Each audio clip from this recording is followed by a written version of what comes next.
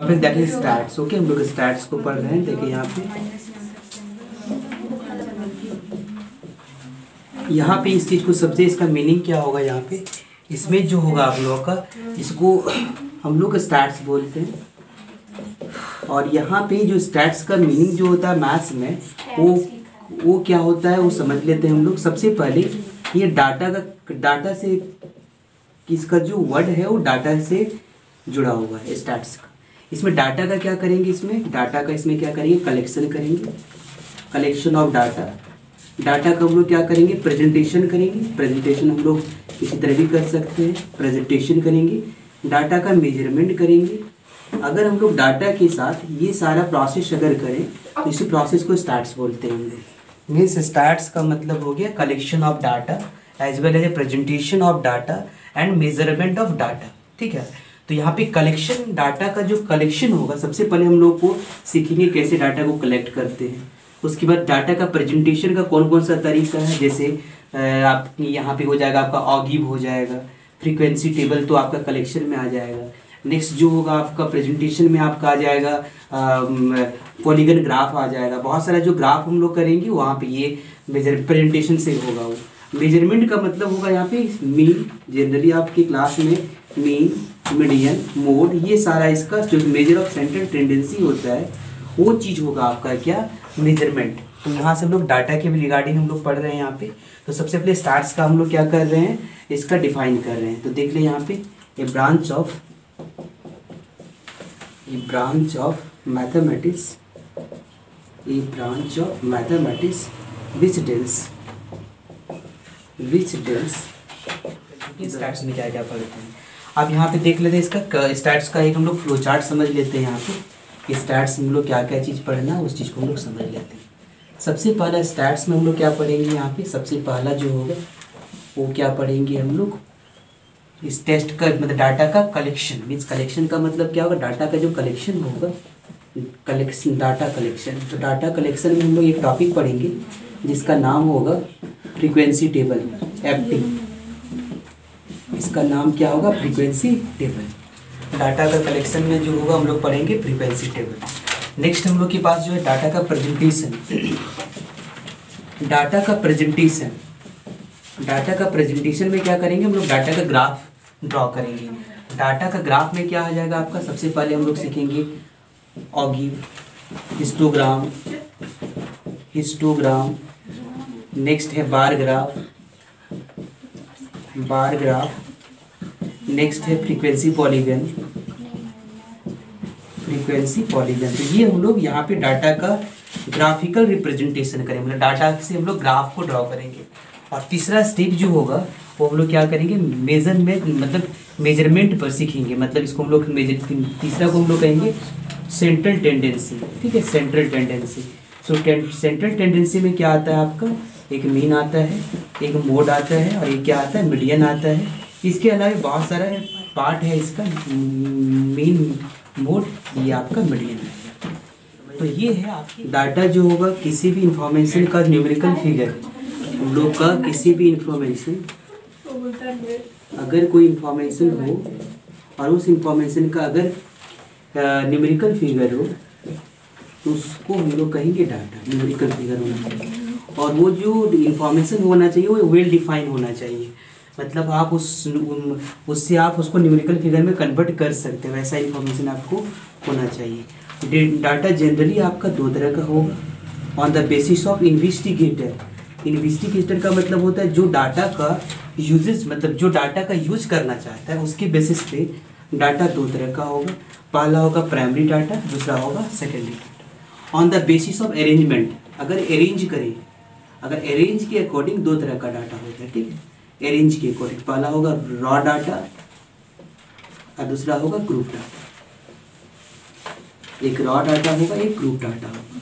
और ये जो डाटा है आपका, ये on the basis of investigated,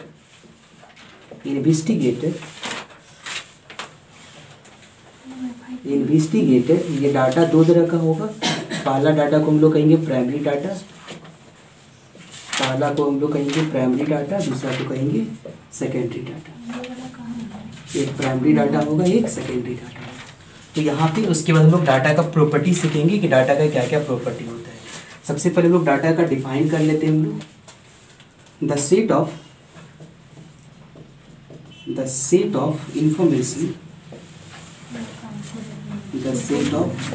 information in numerical figures collected with definite purpose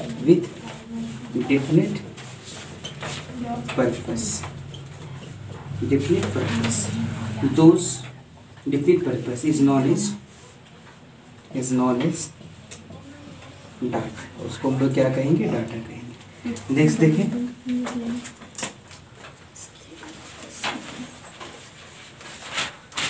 next है प्राइमरी डाटा।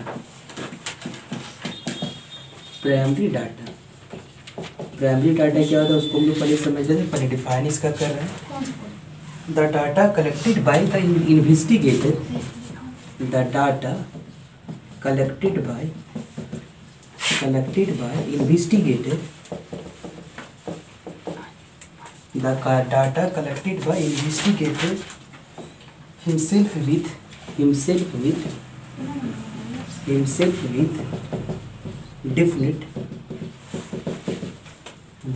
definite purpose,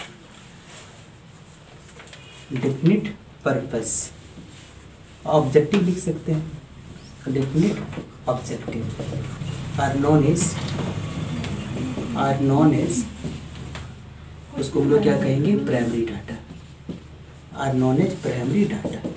और नेक्स्ट है सेकेंडरी डाटा। उसके बाद इसको हम लोग समझ लेते हैं, ये यूजर के ऊपर डिपेंड करता है कि इसको कौन यूज कर रहा है, उसी को अकॉर्डिंग हम इसको नाम देते हैं प्राइमरी डाटा और सेकेंडरी डाटा का। नेक्स्ट है the data which are not collected by, the data which are not collected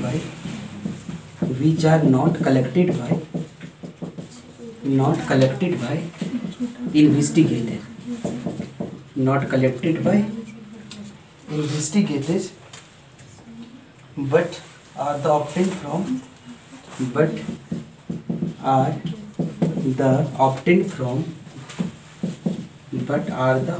from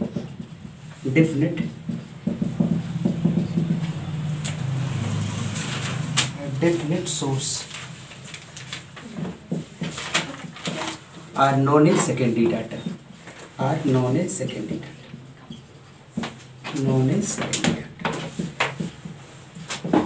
suppose आप ये समझ लें, सपोज अगर कोई मान लेते हैं एक आदमी ये है, ये डाटा को कलेक्ट किए, मान लेते हैं ये कोई क्लास में 10 स्टूडेंट्स का हाइट को लिए, ठीक है, ये आप ये इस डाटा को कलेक्ट कर लिए, क्या कर लिए, डाटा का 10 स्टूडेंट का हाइट को ले लिए, या मार्क्स बोले, मार्क्स ले लिए, यहाँ पे आउट ऑफ 5 में ले लिए मार्क्स लिए, ठीक है, ये स्टूडेंट का मार्क्स है आउट ऑफ 5 में।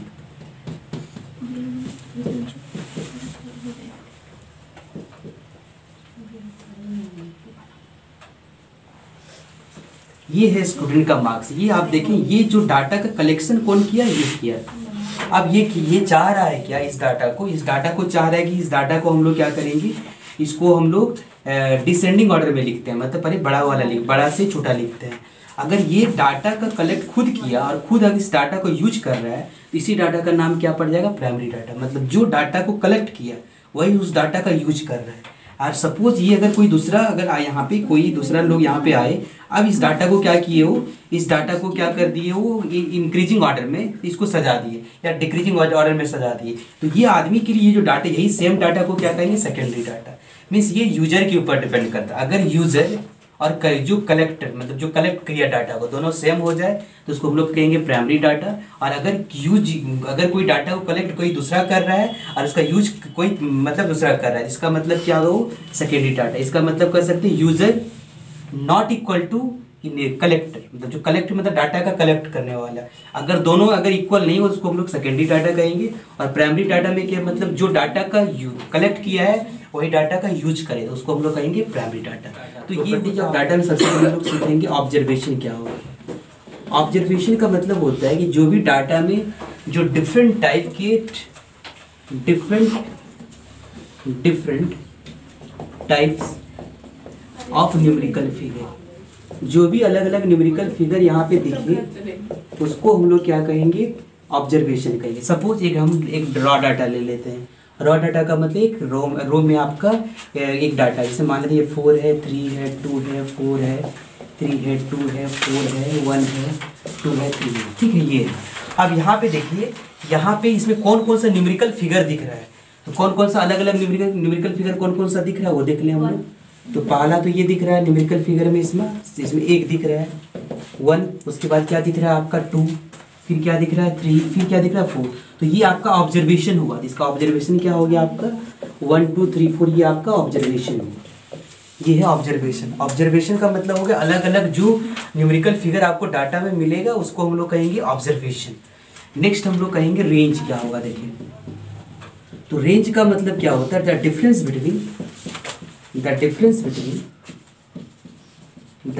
Between higher observation and lower observation. अगर जो ऑब्जर्वेशन होगा, जो हायर ऑब्जर्वेशन होगा और जो लोअर ऑब्जर्वेशन होगा, उसको डिफरेंस अगर करेंगे तो इज नॉन एज रेंज। उसको हम लोग क्या कहेंगे, उसको रेंज कहेंगे। अब देख लें यहाँ पे रेंज का डिफाइन, यहाँ पे तो रेंज को आप कर सकते हैं यहाँ पे एच हो मीन्स हो गया आपका हायर ऑब्जर्वेशन, माइनस एल लो मीन्स हो गया आपका लोअर ऑब्जर्वेशन। तो यहाँ पे देखें हो मीन्स हायर ऑब्जर्वेशन का वैल्यू कितना, देख लें यहाँ पे हायर ऑब्जर्वेशन कितना 4 है और लोअर ऑब्जर्वेशन कितना है 1 है, तो इसका रेंज कितना हो जाएगा 4 - 1 = कितना हो जाएगा 3। तो ये हो गया आपका रेंज इसका। नेक्स्ट डाटा का जो प्रॉपर्टी होता है वो होता है फ्रीक्वेंसी क्या होता है। नेक्स्ट होता है फ्रीक्वेंसी। तो फ्रीक्वेंसी क्या होता है कि नंबर ऑफ टाइम्स ऑब्जर्वेशन कम, कोई भी ऑब्जर्वेशन कितने टाइम आया उसको हम लोग क्या कहेंगे, फ्रीक्वेंसी कहेंगे। और इसको हम लोग कैसे जनरली रिप्रेजेंट करते हैं, एफ से। नंबर ऑफ टाइम्स ऑब्जर्वेशन कम, ठीक है, इसको लिख सकते हैं आप ऑब्जर्वेशन कम, तो वो जो होगा उसका फ्रीक्वेंसी होगा। जैसे आप देखेंगे 1, how many times 1 come in raw data, देख सकते हैं आप 1 कितना टाइम होगा, लिख सकते हैं फ्रीक्वेंसी ऑफ 1। तो 1 का फ्रीक्वेंसी क्या होगा, देख लें 1 कितना टाइम आया, देख लीजिए आप, एक ही टाइम आया 1 होगा। फिर हम लोग फ्रीक्वेंसी ऑफ 2, मतलब ये आपका ऑब्जर्वेशन है फ्रीक्वेंसी ऑफ 2, तो 2 कितना बार आया देख लें यहाँ पे 1 2 3, मतलब 3 टाइम आपका ये 2 आया है। अब 3 कितना टाइम आया देखिए, फ्रीक्वेंसी ऑफ 3, तो ये आपका कितना आया 1 2 3, तो ये आपका क्या हो जाएगा 3।